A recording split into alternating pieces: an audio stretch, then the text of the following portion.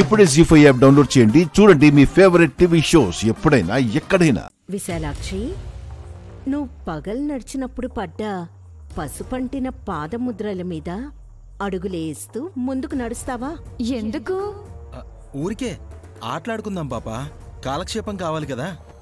ఎవరికి? నీకే. నువ్వు అడుగు పెట్టు ఉంటే మేము అడుగుతా అంట, తగ్గట్టుగా నువ్వు సమాధానాలు చెప్పాలట. ఇదే ఆట. అలాగే. నువ్వు అడుగువి. నా అడుగు జాడల్లో నేను నడుస్తుంటే మీరు అడుగుతారు, అంతేనా? అంతే అంతే. రా రా రా.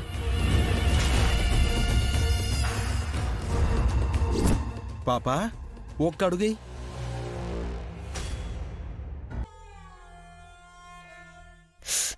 ఓం నమ శివాయ.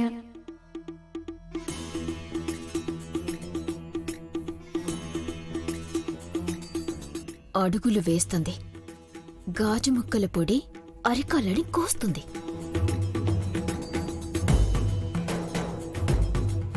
నేను అడుగులు వేస్తున్నాను, మీరు అడగండి. నువ్వెవర్వి? నేను అమ్మని, పేరు విశాలాక్షి. ఆహా. మమ్మీ, ఈ గారడి పాప గురించి అడక్కు, టైం వేస్ట్. ఊరేదంటే కైలాసం అంటుంది. నిజం, నా ఊరదే. చెప్పాను కదా మమ్మీ, మనకు కావాల్సింది గాయత్రి పెద్దమ్మ గురించి. రండి కిందకెళ్దాం, రండి చెల్లి, రండి ఎద్దులేయో పదండి. ఏమైంది వదినా? వదినా రండి రండి త్వరగా. మా గాయత్రికి ఎక్కడుందో నీకు తెలుసంట కదా? నాకు తెలుసు.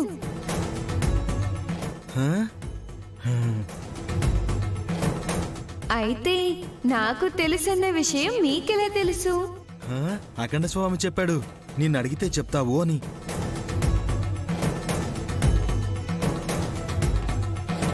చెప్పు విశాలాక్షి, గాయత్రికి ఎక్కడుంది? మీకు తెలిసిన చోటే ఉంది.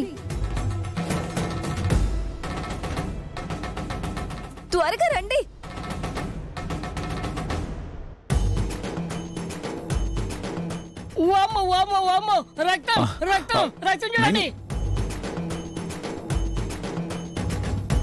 ఏంటిది?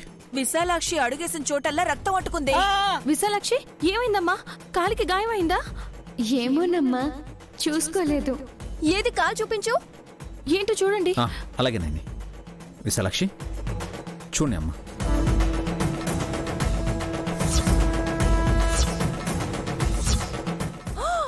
బ్లడ్ వచ్చింది. అరే,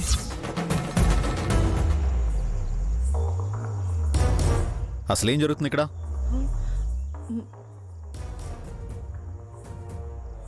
అమ్మ, మీరెందుకు విశాలాక్షిని పట్టుకొచ్చారు? ఆట ఆడుకుందామని. Shut up. ఈ టైంలో ఆడపిల్లతో ఆటలేంటన్నయ్య? విశాలాక్షి కాలికి గాయమై రక్తం వస్తున్నా పట్టించుకోకుండా తనని పట్టుకుని ఎక్కడికి తీసుకెళ్తున్నారు? జీ5 యాప్ డౌన్లోడ్ చేసి అన్ని ఎపిసోడ్స్ పూర్తి ఉచితంగా చూడండి.